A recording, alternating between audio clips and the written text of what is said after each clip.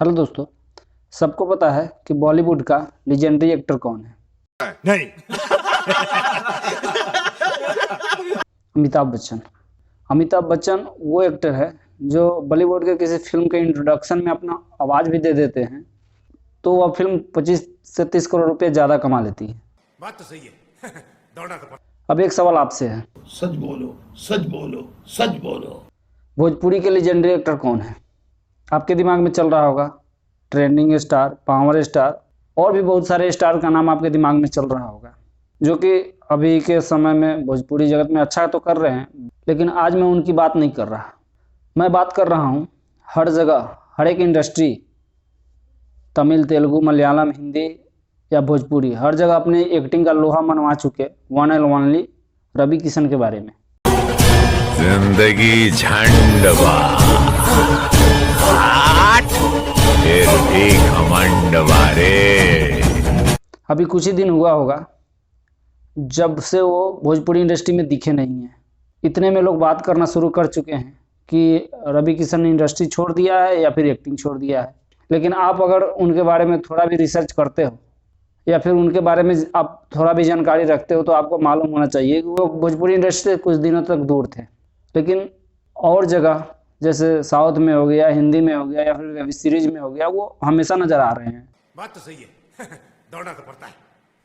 आपने कहावत सुना ही होगा कि शेर जब अपना कदम पीछा करता है तो वो भागने के लिए नहीं करता है, अपने शिकार पे झपट्टा मारने के लिए करता है। सेम उसी तरह रवि किशन कोई इंडस्ट्री से बाहर नहीं गए थे, वो भागे नहीं थे, लेकिन हाँ वो कुछ ऐसे प्रोजेक्ट के तलाश में थे, वे ऐसा कुछ काम कर रहे थे कि लोग उस फिल्म का एग्जाम्पल दे।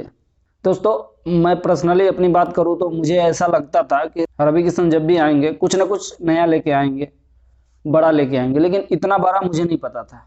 ये जो प्रोजेक्ट होने वाला है बहुत बड़ा होने वाला है। भोजपुरी इंडस्ट्री की सबसे बड़ी, या फिर यूँ कहो तो भोजपुरी इंडस्ट्री से पहली बार आई हुई फिल्म जो पैन इंडिया लेवल पे बन रही है, वो फिल्म रवि किशन लेके आ रहे हैं। जी हाँ, फिल्म का नाम होने वाला है गोरखपुर, जिसका 30 सेकंड का अनाउंसमेंट टीजर आया है जो कि इंस्टाग्राम पे पोस्ट किया उन्होंने। तो अब हम उस टीजर के बारे में बात कर लेते हैं। दोस्तों, मैं पहले भी बता चुका हूँ कि ये जो फिल्म होने वाली है पैन इंडिया लेवल की फिल्म होने वाली है।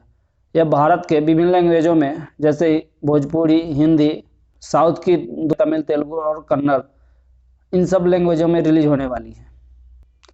आपने एक आवाज़ सुनी होगी, first impression is the last impression. Same यहाँ भी अप्लाई हो रहा है, क्योंकि ये जो टीजर है ना, कसम से बवाल है। मतलब मज़ा आ जा रहा है देख के। मजा आया, और मैं ये जो मजा है हिंदुस्तान के हर व्यक्ति को देना चाहता हूं। भोजपुरी में पहली बार ऐसा कुछ होने जा रहा है। टीजर में सिर्फ रवि किशन और एक नंदी और एक शंकर जी का जो मूर्ति है वही दिख रहा है। रवि किशन एक साधु में नजर आ रहे हैं जो कि लार्जर देन लाइफ वाला कैरेक्टर लग रहा है रवि किशन का। और टीजर का जो बीजीएम है ना भाई, बवाल।